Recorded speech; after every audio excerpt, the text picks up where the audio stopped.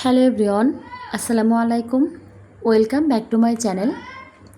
আশা রাখছি আপনারা সবাই ভালো আছেন। আমিও মোটামুটি ভালো আছি। আজকের ভিডিওটা আপলোড করতে অনেক বেশি দেরি হবে।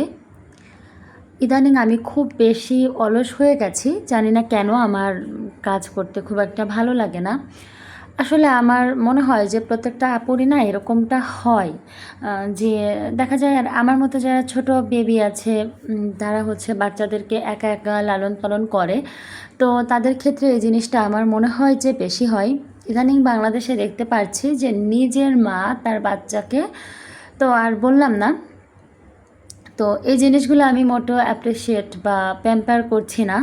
কিন্তু অনেকে অনেক কথা বলছেন যে আমাদের বাংলাদেশের যে কালচারে যে একজন সিজারের রোগীর যে আলাদা একটা যত্ন হওয়া দরকার, বা একজন মায়ের যে একটা ডিপ্রেশন থাকে সন্তান জন্ম দেওয়ার পর, এই জিনিসগুলো না আসলে খুব একটা গুরুত্ব দেওয়া হয় না। কারণ কার কাছে বলতে যাবে বলেন? সে যদি শাশুড়ি তো আসলে বোঝেই না, যদিও সব শাশুড়ি এক নয়। আর নিজের মা কষ্ট ঠিকই বোঝে, কিন্তু আপনার মাও তো আসলে কষ্ট করেই আপনাকে বা আপনার অন্যান্য ভাই বোনদেরকে জন্ম দিয়েছে।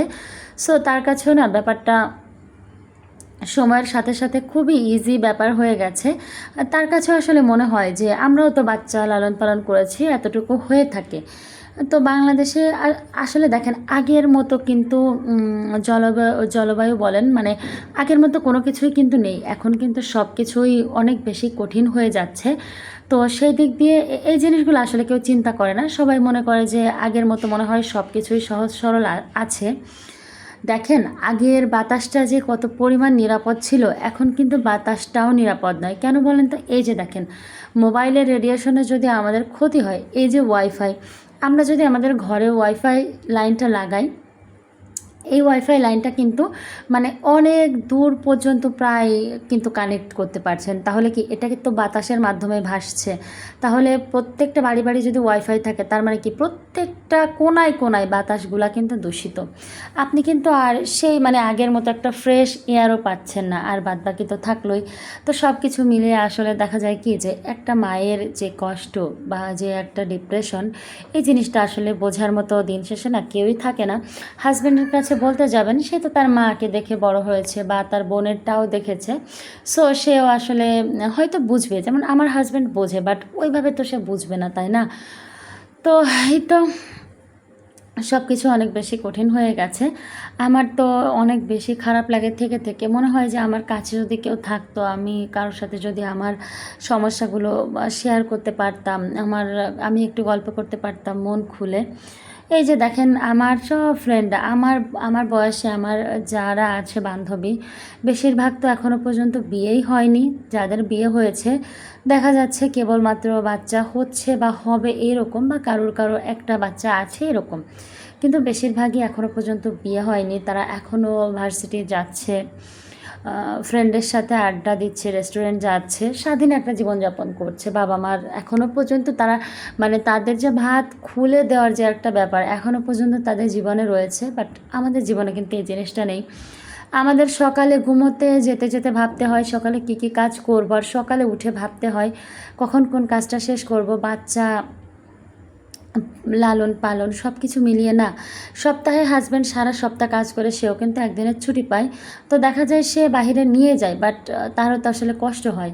তো সব কিছু মিলিয়েই দেখা যায় কি যে দিন শেষে নিজের যে একটা স্যাটিসফ্যাকশনের যে একটা ব্যাপার, মানে মেন্টাল স্যাটিসফ্যাকশনের একটা ব্যাপার, এই জিনিসটা কোথায় যেন আস্তে আস্তে হারিয়ে যাচ্ছে। আমার কাছে মনে হয় যে প্রত্যেকটা মেয়ের জীবনে কিন্তু একই ব্যাপার ঘটছে।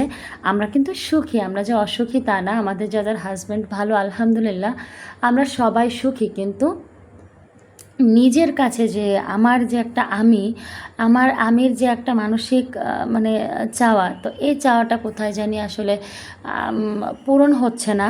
তো কষ্ট লাগে, খারাপ লাগে।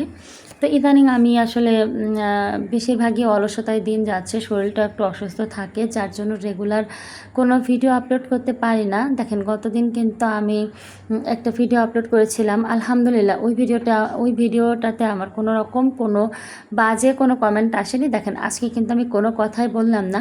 আসলে কি বলেন তো, আমরাও কিন্তু মানুষ, হ্যাঁ, যে অনেকেই আপনারা অনেক বাজে কমেন্ট করেন, তারা কোনো প্রতিবাদ করছে না, কোনো কথা বলছে না। ভাই আপনারা হয়তো মনে করছেন যে তারা অনেক ধৈর্যশীল, ব্যাপারটা এমন না। তাদের ওইখান থেকে ইনকাম আসে, তারা এটা গায়ে লাগালে তো আসলে পারবে না। বাট আমাদের তো ইনকামও নেই, কিছুই নেই, কষ্ট করে যাচ্ছি, তারপরও আসলে কোনো ফলাফল নেই। তো একটু খারাপ লাগেই। আর সত্যি কথা বলতে আমাদের যাদের ইনকামের অন্যান্য লাইন আছে, তো তাদের আসলে গায়ে লাগবে। বাট যারা অনলাইনের উপরেই ধরেন যে অভ্যস্ত, তাদের আসলে গায়ে লাগবে না, কারণ এটা না করলে তাদের ইনকাম বন্ধ হয়ে যাবে। বাট আমাদের তো আসলে মান সম্মানটাই আগে, তাই না? তো যাই হোক, কার কাছে কেমন লেগেছে ভিডিওটা প্লিজ সবাই জানাবেন আমাকে কমেন্টের মাধ্যমে। আর একজন আপু আমাকে লিখেছেন, বেশ কয়েকজন, যে আমি যেন পর্দার মধ্যে থেকে ভিডিও করি। আপুদের উদ্দেশ্যে বলবো, আপু আমি চেষ্টা করব অবশ্যই পর্দা মেনটেন করে কাজ করার। আসলে পর্দা তো করতেই হবে, আমার কবরে তো আমিই যাব, তাই না? কিন্তু দেখা যায় কি, যে আমার বাচ্চাদের নিয়ে আমি খুব দৌড়াদৌড়ির উপরে কাজ করি, যে মানে এখন একটা কাজ করছি আর একটা কাজ, মানে আমি কিন্তু কোনো কাজই স্টেপ বাই স্টেপ করতে পারি না। তো যার কারণে আমি আসলে মানে পর্দা করে যে কাজ করবো, আসলে ওই জিনিসটা হয় না। তারপরে আপনারা আমার ভালোর জন্য বলেছেন, আমি অবশ্যই চেষ্টা করব পর্দাটা মেনটেন করার। তো এটা হচ্ছে মিষ্টি আলু শাক ভাজি, যেটা কিনা আমি এর আগে কখনো খাইনি, এবারই প্রথমবারের মতো ভাজি করছি। তো ভিডিওটা আমি এখানে শেষ করব। আপনারা সবাই ভালো থাকবেন, সুস্থ থাকবেন, আমার জন্য দোয়া করবেন, আপনাদের পরিবারের জন্য দোয়া রইল। আসসালামু আলাইকুম, আল্লাহ হাফেজ।